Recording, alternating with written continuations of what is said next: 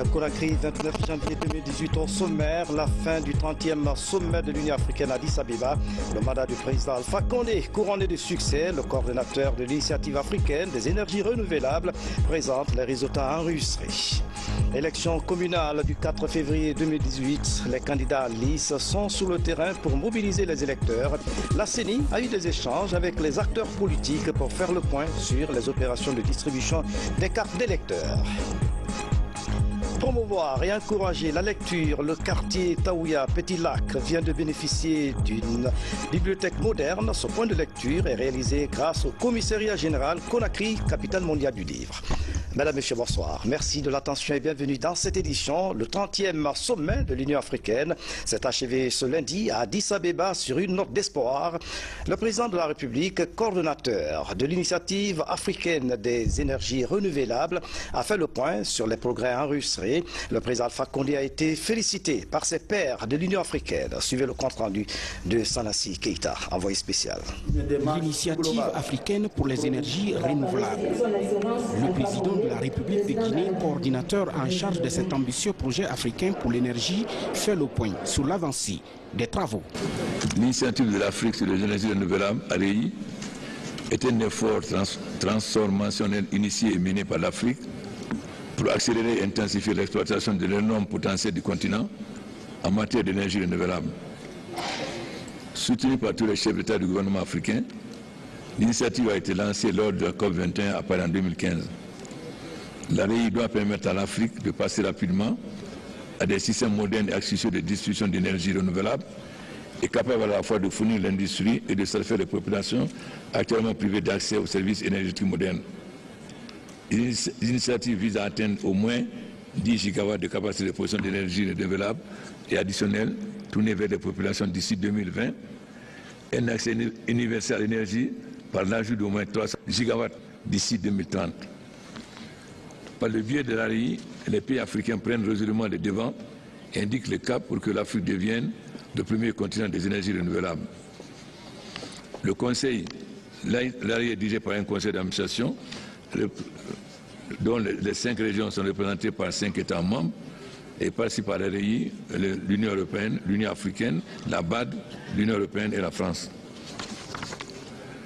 Le Conseil de l'AREI s'est réuni à 4 reprises en 1917, d'abord à Addis Abeba en janvier, en mars à Conakry, à Addis Abeba en juillet et en septembre à New York.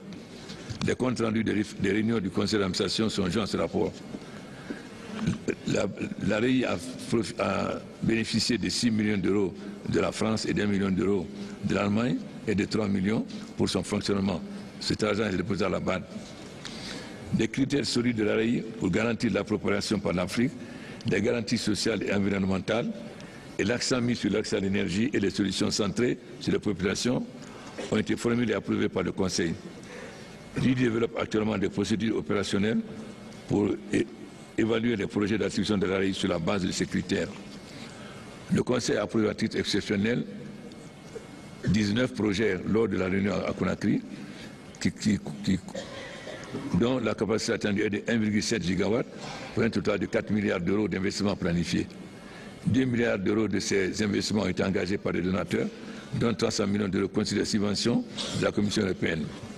Des appels d'offres pour plusieurs de ces projets sont en cours. Depuis la dernière réunion du Conseil en septembre 2017, 5 autres programmes et projets d'investissement ont été soumis. Donc nous sommes actuellement à 24 projets.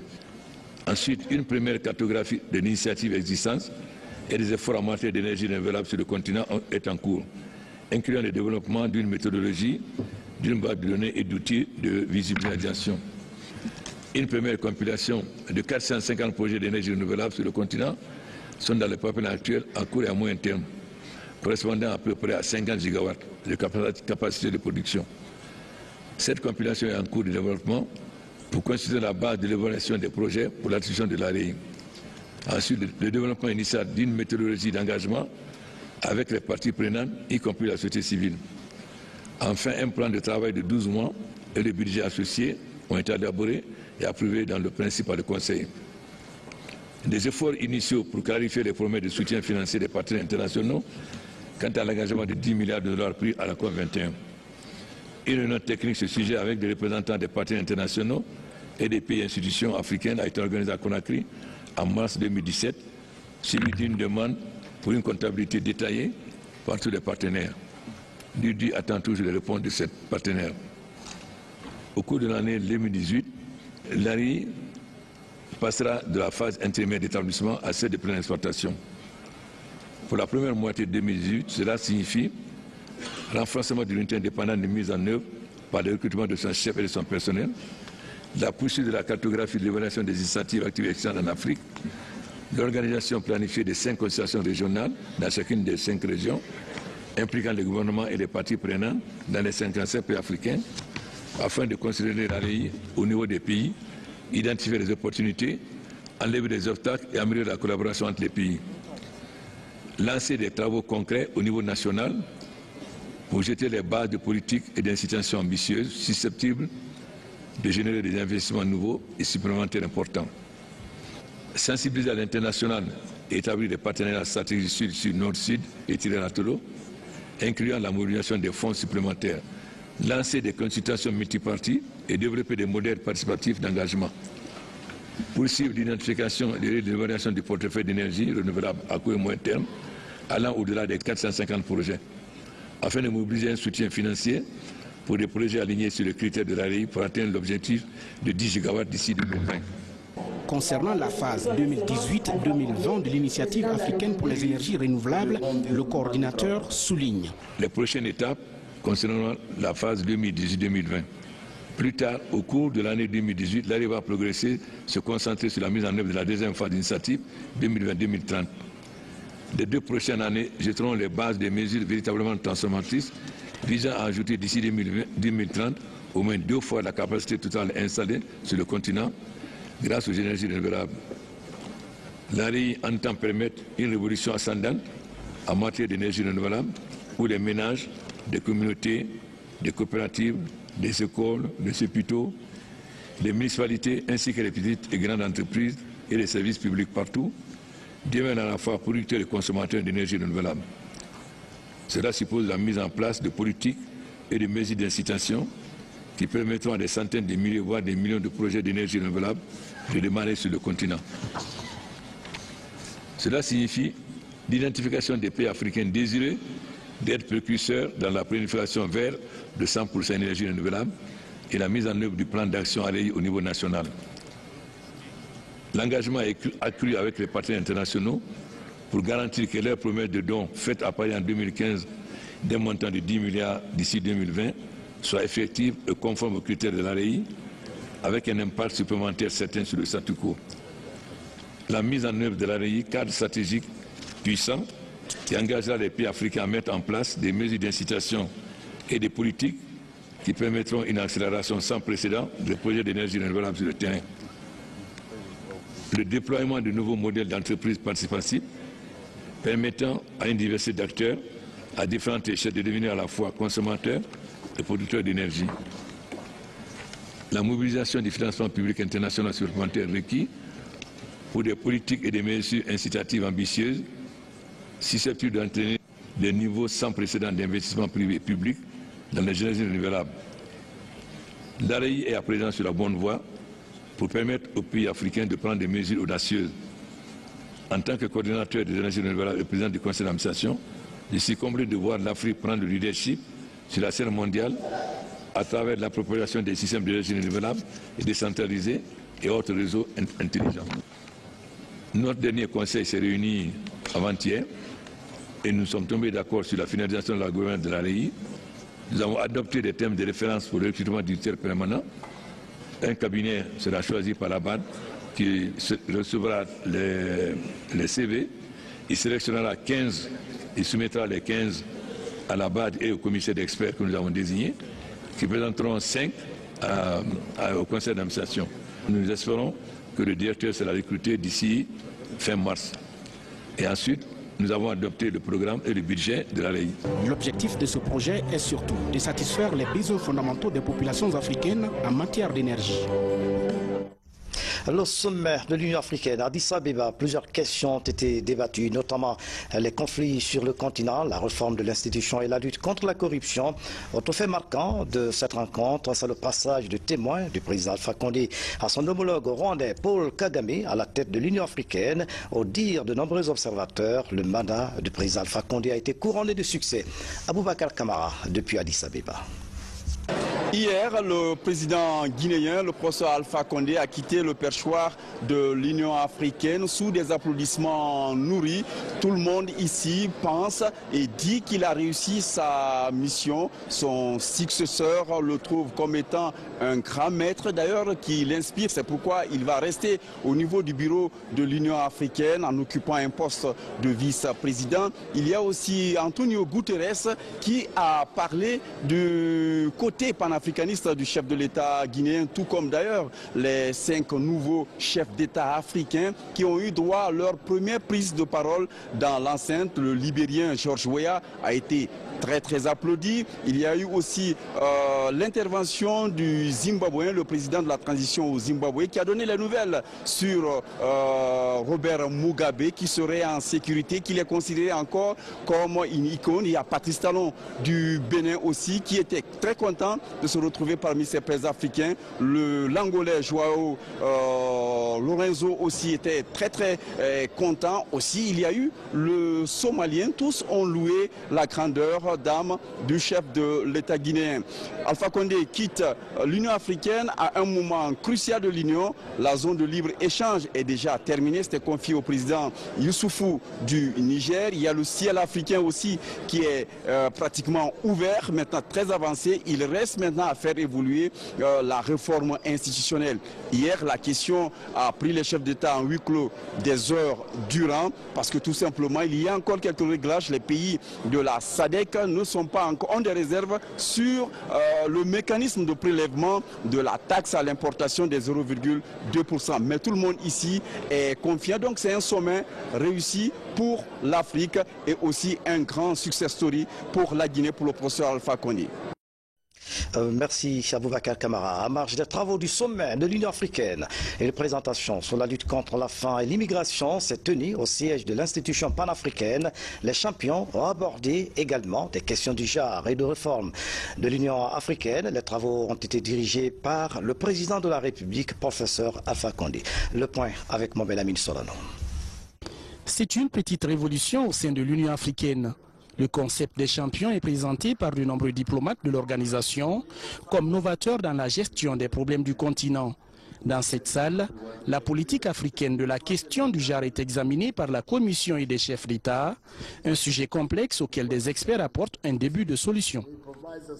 Nous sommes absolument ravis et on félicite le président Alpha Condé d'avoir donné autant d'attention à tout ce qui est la dimension genre, mais aussi pour avoir considéré, pour avoir compris et pour faire le plaidoyer que la femme est au centre du développement socio-économique, non des différents pays africains, mais du continent africain, pour qu'on soit un pays avec des femmes qui sont fortes, des femmes leaders, des femmes qui peuvent parler, des femmes qui sont compétentes. Au total, 15 thèmes d'enjeux majeurs sont identifiés par l'Union africaine pour une gestion consensuelle des dossiers des pays membres de l'organisation panafricaine. Pays sécurité, nutrition et énergie renouvelable, coopération Union africaine-Nations unies, zone de libre-échange continentale, autant de sujets auxquels s'ajoute le programme des réformes institutionnelles et financières. Le concept des champions reste novateur au sein de l'Union africaine. Ça met en place des équipes autour de chefs d'État qui sont désignés champions, donc en responsabilité pour faire avancer des réformes. Le président Kagame est sur la réforme, le président Mahamadou Issoufou est sur la zone de libre-échange commercial. Donc c'est très important. Ça fait que ces dirigeants, c'est vrai, ils ont déjà beaucoup de travail à diriger leur pays, mais se trouvent en responsabilité de préoccupations continentales. C'est une innovation. Pour la première fois, l'Afrique s'est dotée d'une feuille de route pour mettre en œuvre un thème. Un autre thème, c'est la migration. Il faut qu'on trouve une solution. Évidemment, il y a une position africaine commune sur la migration. Mais il faut maintenant développer un agenda. Et c'est ce qui a été commencé par le roi du Maroc. Les présidents désignés champions poursuivent la présentation de leur politique sectorielle au siège de l'institution qui accueille l'Afrique. Retour en Guinée. Élection communale du 4 février 2018. La campagne s'intensifie à Conakry et à l'intérieur du pays. Les différents candidats en lice présentent leurs projets de société. La CENI multiplie des contacts avec les partis politiques et la société civile. La troisième réunion du comité interparti vient de se tenir à Conakry à l'initiative de NDI. Objectif, faire le point sur les opérations de distribution des cartes d'électeurs. Voici le reportage de Yene Yassani. La CENI et ses partenaires se fixent le défi de réussir l'organisation des prochaines élections communales. La sensibilisation et l'implication des citoyens devraient permettre de gagner ce pari. D'où l'organisation de cette troisième réunion axée sur la distribution des cartes d'électeurs. À 8 jours des élections, nous nous rencontrons pour leur dire à quel niveau nous sommes. Nous avons présenté le niveau de distribution des cartes d'électeurs qui globalement est satisfaisant, mais qu'à cela ne tienne, nous avons entrepris de mettre en place des dispositions qui permettront de booster davantage la répartition des cartes pour que notre objectif, c'est ça, le jour, le 4 ou le 3, nous ayons un minimum de cartes d'électeurs non réparties. Cette rencontre permet de faire le bilan, le point sur l'ensemble des actions menées par tous les acteurs, surtout la CENI au premier plan, et également projeter sur les différentes actions à poser avant le jour J, le 4 février. Pour les partis politiques et les candidats indépendants, l'espoir est grand pour un processus réussi. Matoto est une très grande circonscription électorale. Nous avons un peu plus de 400 000 électeurs. Donc il est temps, il est urgent de continuer à inviter nos concitoyens à aller chercher leurs cartes. Parce que qui dit élection, et il est important de donner son avis et de décider de l'avenir de la commune pour les 5 années qui viennent. Par rapport au retrait des cartes, il y a quelques inquiétudes dans certaines circonscriptions électorales. Les taux moyens de l'État, disons les taux moyens au niveau de la nation, c'est 73% annoncé par la CENI. Donc si vous prenez 73% de cartes et sachant que tout le monde ne pourra pas aller à l'élection et qu'il y aura toujours des absents, donc vous vous rendez compte qu'on ne peut pas avoir un taux de participation supérieur à 70%. Alors que dans le coup KO, on nous annonçait des taux de participation supérieurs à 95%. Donc c'est déjà une avancée, il faut le dire. Mais ce n'est pas suffisant, puisque les cartes qui restent, il faut veiller à la gestion de ces cartes restantes. Qu'est-ce qu'on en fait? Le NDI accompagne le processus électoral en Guinée. Pour une élection apaisée et acceptée de tous, l'institution multiplie les rencontres avec les acteurs du processus électoral.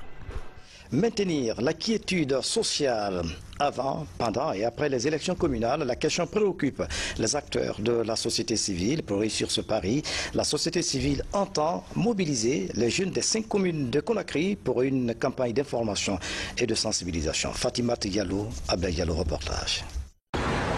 Pour une élection sans violence, les acteurs de la société civile se concertent. 30 superviseurs et 5 observateurs sont formés pour être déployés dans les 5 communes de Conakry le jour du scrutin. Il est important que les animateurs soient outillés, non seulement sur les techniques de mobilisation, d'éducation citoyenne pour les élections réussies et apaisées, mais également toutes les phases qu'il faut pour pouvoir faire une très bonne observation électorale sur le terrain. Avant les élections, qu'est-ce qu'il faut faire pour mobiliser les citoyens?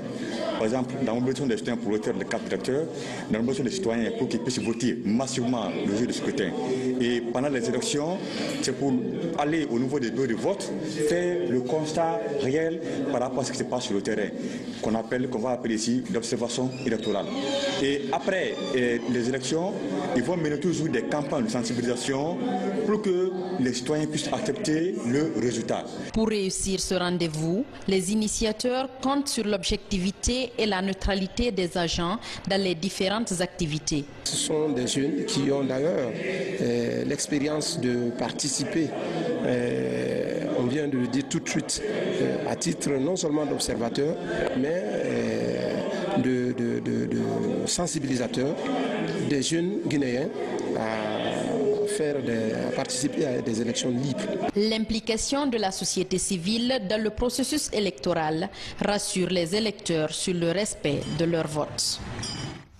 En déplacement, plusieurs membres du gouvernement séjournent dans la Guinée profonde pour véhiculer les messages de paix et du renforcement du tissu social. C'est un prélude du scrutin du 4 février. Voici quelques nouvelles nationales traitées sous forme de télégramme en images avec Daouda Tabansila.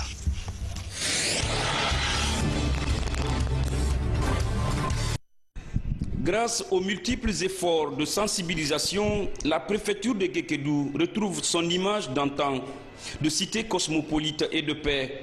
En cette période électorale, les autorités guinéennes n'entendent pas baisser les bras à maintenir ce climat de confraternité qui gagne le cœur des populations de cette ville. C'est le cas du président de l'Assemblée nationale, venu prôner les messages de paix pendant et après le processus électoral. Durant cette campagne, il faudrait qu'on le sente dans les rapports que vous avez avec les différentes formations politiques qui sont en train d'évoluer sur le terrain comme vous. Il faut que ce soit une campagne civilisée, une campagne faite, n'est-ce pas, de paix. Et il faudrait qu'après le 4 février, si la victoire est proclamée, une fois que la victoire est proclamée, il faut qu'ils aient le courage de féliciter le parti gagnant.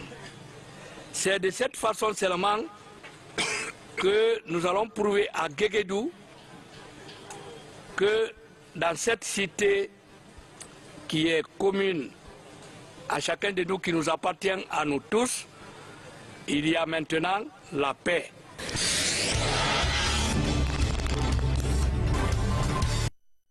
Justement, la question de l'unité nationale et de la paix, plus que d'actualité en ce moment en Guinée. Les périodes électorales étant d'habitude très perturbées, là-dessus, après Touba, où il vient de concilier les citoyens de cette sous-préfecture, le ministre de l'Unité nationale et de la citoyenneté, Khalifa Gassama Diaby, a été reçu à Télimélé. Face aux autorités locales de la préfecture, Gassama Diaby a expliqué la nécessité de maintenir la paix et l'unité nationale entre tous les Guinéens. Pour les élus locaux et natifs de la localité, ce message lancé par Gassama Diaby est déjà une réalité à Télimélé, une des préfectures reconnues d'ailleurs pour sa stabilité. On parle de la nation.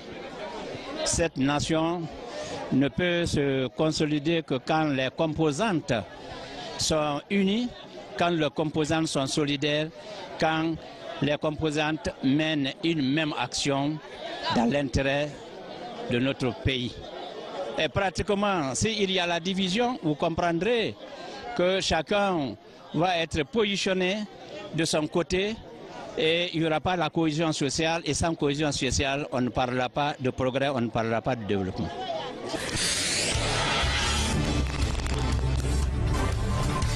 Après plusieurs concertations dans la commune urbaine, le ministre du Commerce vient à la rencontre des populations des zones rurales de la préfecture de Guékédou. Marc Yombouno, à la tête d'une importante délégation, échange avec les citoyens de l'ensemble des sous-préfectures sur les acquis du gouvernement du professeur Alpha Condé et la nécessité d'une culture de paix dans ces localités. Nous avons pu quand même expliquer les acquis du gouvernement du professeur Alpha Condé, expliquer les grands contours du programme national de développement économique et social et les perspectives d'ici 2020. Nous avons constaté que dans leur globalité, la population au niveau local a été vraiment sensible au message que nous avons pu transmettre.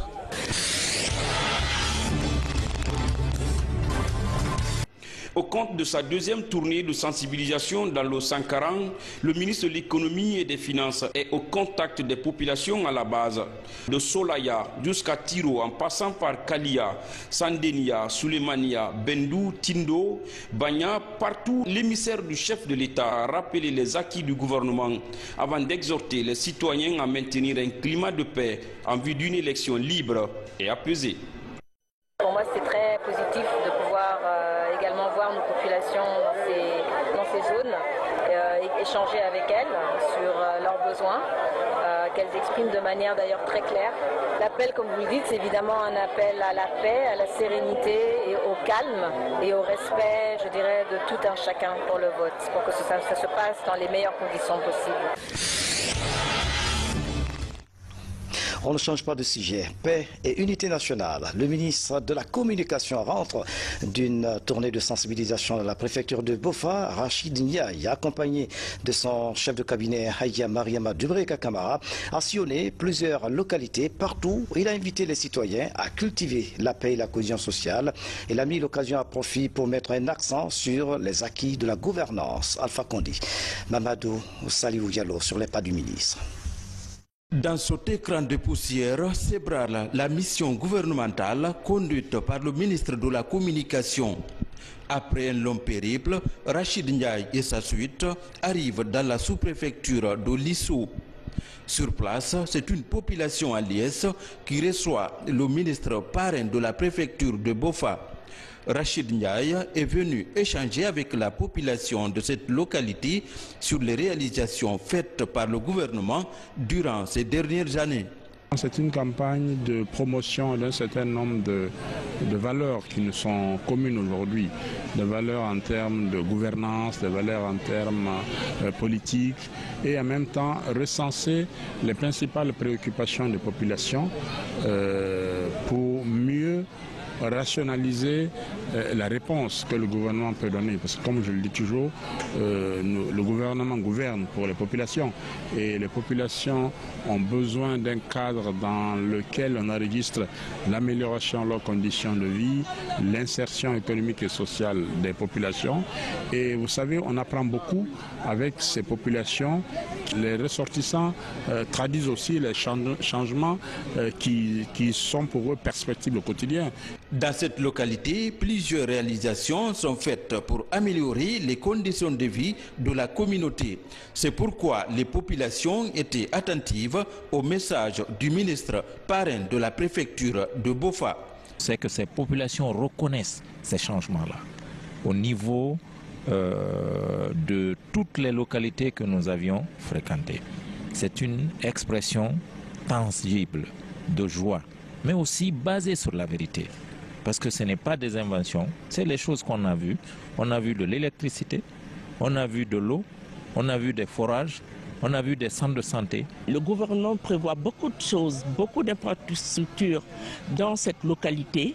C'est par rapport à cela que nous venons passer le message, afin qu'ils comprennent que Lissou va être un grand centre de développement de la Guinée, un grand centre de développement, parce qu'il y a beaucoup de projets miniers qui vont être en place. Le numéro 1 du département de la communication a mis l'occasion à profit pour inviter la population de Lissou à promouvoir la paix, l'unité nationale et la cohésion sociale. Dans l'actualité encore, un laboratoire moderne vient d'être mis à la disposition de la population du quartier minière à Conakry. L'action vise à renforcer le système de santé, mais aussi réduire les évacuations sanitaires. Reportage Fatoumata Batouli, Mama Issata Kamara. Un laboratoire biomédical pour accompagner le ministère de la Santé. C'est l'œuvre d'un technicien de santé de la place. À travers cette action, l'initiateur compte participer au développement du système sanitaire en Guinée. Ça va diminuer. Déjà, à ce jour, on a beaucoup de patients qui partaient au Maroc, qui partaient en Tunisie, qui partaient en France, aux États-Unis, pour des contrôles qui n'y vont plus. D'ailleurs, à travers ces patients-là, des médecins étrangers qui nous recommandent des patients à travers déjà beaucoup de pays du Maghreb, de l'Europe et puis des États-Unis. On a des patients qui peuvent vraiment témoigner. C'est inné à nous. Qu'est-ce qu'on peut apporter? On voit des gens. Aujourd'hui, il faut reconnaître qu'il y a des gens qui meurent, de morts évitables. Des gens meurent alors qu'ils devraient vivre. Mais malheureusement, ils meurent. Doté d'équipements de dernière génération, ce laboratoire moderne a déjà reçu ses premiers patients. Patients et autorités de tutelle apprécient les prestations de service. J'avais beaucoup de mots. C'est à partir de cet hôpital-là, de ce laboratoire, qu'on a réussi à détecter le type de maladie que j'avais. Donc c'est un hôpital moderne et quand j'ai envoyé les résultats en Europe là-bas au Maroc et puis en France à l'hôpital américain de Neuilly. Ils m'ont dit que c'est inutile de venir, que parce que les résultats que j'ai obtenus ici, c'est des résultats fiables. Eux, à leur place, faire des déplacements pour gaspiller des billets, monter et descendre dans un avion, c'est inutile. Ce laboratoire s'inscrit naturellement dans le plan national de développement sanitaire et dans le plan stratégique pour la direction nationale de la pharmacie et des laboratoires et très prochainement une direction nationale de la biologie médicale. Nous sommes donc très honorés au nom du département d'être à ce niveau pour le renforcement des capacités de diagnostic dans l'intérêt de nos populations. Au-delà des analyses nouvelles et précieuses en biologie moléculaire, ce laboratoire permet de dépister et d'assurer le suivi de plusieurs maladies. Et culture, avant de refermer cette édition, le quartier Taouya Petit Lac vient de bénéficier d'une bibliothèque moderne. L'infrastructure a été réalisée grâce à l'implication du commissariat général Conakry, capitale mondiale du livre. Ce point de lecture permettra de promouvoir la lecture. Moussa Mikini, Omotoré, signe ce reportage. Bâti sur une superficie de 700 mètres carrés, ce point de lecture a une capacité d'accueil de 3000 livres, dont 900 sont déjà disponibles dans les rayons. Il s'agit de livres de lecture, de loisirs, de romans de jeunesse notamment, de bandes dessinées ou encore d'histoire et de philosophie. Le site est aujourd'hui une véritable convoitise pour les amoureux du livre. Tous les goûts se trouvent dans les livres. Franchement, quand on lit des livres, c'est comme si on voyageait à travers le monde. Je les invite à lire beaucoup parce que le savoir se trouve dans les livres. Plus on lit, plus on est cultivé. Avoir une bibliothèque, c'est aider la future génération à découvrir et amener les jeunes, les vieux, les femmes à lire. Parce qu'il faut lire pour comprendre. C'est un geste du commissariat général de Conakry, capitale mondiale du livre, et les bonnes volontés de la place. Un objectif qui vise à promouvoir la lecture pour tous. Moi j'aime partager, donc c'est une passion. Donc je me suis dit qu'est-ce que je peux partager avec les gens du quartier. Ce qui m'est venu c'était la lecture et j'ai profité de l'occasion de Conakry, capitale mondiale du livre, qui est un événement quand même important, pour faire ce projet qui me tenait à cœur depuis très longtemps. Pendant cette année du livre en Guinée, le commissariat général de Conakry, capitale mondiale du livre, et ses partenaires s'investissent pour réduire le taux d'analphabétisme à travers la création des points de lecture. Une initiative vivement saluée par les hommes de lettres. Mesdames, Messieurs, c'est la fin de cette édition. À tous, merci de nous avoir suivis. Excellente soirée, où que vous soyez dans le monde. À demain.